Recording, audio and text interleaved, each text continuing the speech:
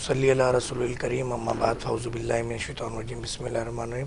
سب سے پہلے دیکھنے والے ناظرین کو، یاسر بھائی آپ کو،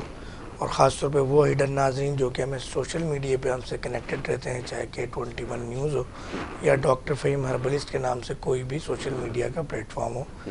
ان سب کو اسپیشلی سلام بھی، پیار بھی، محبت بھی، کہ وہ ان کی حوصلہ افزائی جاری رہتی ہے جس کی وجہ سے ہم یہاں بیٹھے ہوئے ہیں۔ سوال آپ کا بہت اچھا ہے، اور اس حوالے سے بہت ساری افواہیں بھی، اور ہمارے فیس بک کی یا یوٹیوبرز حکیم کہہ لیں یا ڈاکٹرز کہہ لیں، ان کی طرف سے کچھ قیاس آرائیاں بھی اس وقت بہت زیادہ مارکیٹ میں اویلیبل ہیں، اور بہت ساری چیزیں فارورڈ ہو رہی ہیں،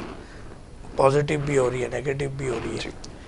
تو میں آج کے پھر آپ نے بات شروع میں تعارف کرایا طب نبوی کے اعتبار سے صلی اللہ علیہ وسلم، تو اس حوالے سے میں سب سے پہلے دو چیزوں سے بات شروع کروں گا آقا جی صلی اللہ علیہ وسلم کی حدیث مبارکہ سے۔ پہلی حدیث مبارکہ یہ ہے کہ جو شخص جسم کے اعضاء کے بارے میں نہ جانتا ہو اور دوا کی ماہیت نہ جانتا ہو، گویا اگر وہ علاج کرے تو اپنا ٹھکانہ جہنم میں دیکھے۔ اب علاج کرے، دیکھیں علاج تو مشورہ ہی دینا ہوتا ہے نا۔ آپ اگر کنسلٹنٹ کے پاس جا رہے ہیں 1000 روپیز، 500، 2000، 5000 دے رہے ہیں فیس، تو اس کو آپ کنسلٹنسی چارج دے رہے ہیں کہ وہ آپ کو ٹریٹمنٹ بتا رہا ہے، وہ آپ کو علاج بتا رہا ہے، کہ آپ کو پرسکرپشن دے رہا ہے کہ آپ نے یہ چیز لے لینی ہے۔ اب ایک ہمارا پان کے کیبن پہ بیٹھا بھائی، چبوترے پہ بیٹھا بھائی، گھر کے ڈرائنگ روم میں، لوبی میں بیٹھا بھائی یا بہن، جب کوئی غلط معلومات ایک دوسرے کو دے رہے ہوتے ہیں تو اس کے لیے نوید ہے جو ہم نے سنائی ہے آپ کو نبی کریم صلی اللہ علیہ وسلم کی طرف سے۔ اچھا، جہاں تک علاج کی بات ہے تو علاج کے لیے بھی ایک حدیث میں آپ کی خدمت میں، دیکھنے والے ناظرین کی خدمت میں پیش کرتا چلوں کہ آقا دو جہاں نے کرم فرمایا کہ اپنے بیماریوں کا علاج اپنے وطن کی جڑی بوٹیوں میں تلاش کرو۔ بہت خوب۔ پھر ہم جس طریقہ علاج کی بات کر رہے ہوتے ہیں 25,000 سال سے وہ اس دنیا میں رائج ہے،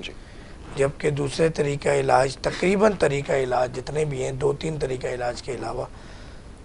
تو وہ گزشتہ 40-50 سال سے رائج ہے۔ اب ایک نبی کریم صلی اللہ علیہ وسلم کی ایک اور حدیث مبارکہ ہے کہ آپ صلی اللہ علیہ وسلم فرماتے ہیں کہ آگ کے داغنے میں شفا ہے، مگر میں اپنی امت کے لیے پسند نہیں فرماتا۔ اور جو حدیث مبارکہ میں طریقہ علاج ملتے ہیں، جڑی بوٹیوں کا علاج ملتا ہے،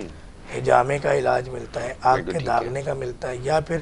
قرآنی آیات آقا جی صلی اللہ علیہ وسلم، یا علاج بالغذا، کہ جیسے حضرت حسین رضی اللہ تعالیٰ عنہ ایک محفل میں، ایک دعوت میں تشریف فرما، آقا جی صلی اللہ علیہ وسلم خود تشریف فرما، تو آقا جی صلی اللہ علیہ وسلم نے حضرت حسین رضی اللہ تعالیٰ عنہ کو، حضرت علی رضی اللہ تعالیٰ عنہ کو روک دیا کہ آپ کھجور نہ کھائیں، جبکہ بہت ساری احادیث مبارکہ موجود ہیں کہ کھجور کی افادیت کے حوالے سے، اور آپ صلی اللہ علیہ وسلم کا پسندیدہ ناشتہ، اور اکثر اگر بھوک کا معاملہ ہوتا ہے، سفر کا معاملہ ہوتا ہے تو کھجوریں پاس رکھتے تھے۔ تو یہ چیز ہے، جب ہم پورا ایک ذائچہ کھینچتے ہیں اور تمام چیزوں کو دیکھتے ہیں تو جا کے یہی بات نکل کے سامنے آتی ہے کہ جڑی بوٹیوں کا علاج ہی جو فرسٹ لائن آف تھراپی ہے انسانی اس جسم کے لیے جس کے لیے آقا جی صلی اللہ علیہ وسلم کو رحمت للعالمین بنا کے بھیجا، اور آپ کا ایک ایک قدم، ایک ایک سانس، چلنا پھرنا، اٹھنا بیٹھنا۔ بعض اوقات لوگ کہتے ہیں کہ یار ڈاکٹر صاحب، یا اکثر لوگوں کو کہتے ہیں کہ یار آپ بات بات پہ جو ہے نا سنت کی بات کرتے ہیں، آپ بات بات پہ قرآن حدیث لے آتے ہیں۔ تو قرآن حدیث وہ چیز ہے جس نے آپ کی پیدائش سے لے کے قبر تک، اور قبر کے بعد والی دنیا کے لیے بھی آپ نے کیسے جینا ہے، کیسے چلنا ہے، کیسے پھرنا ہے،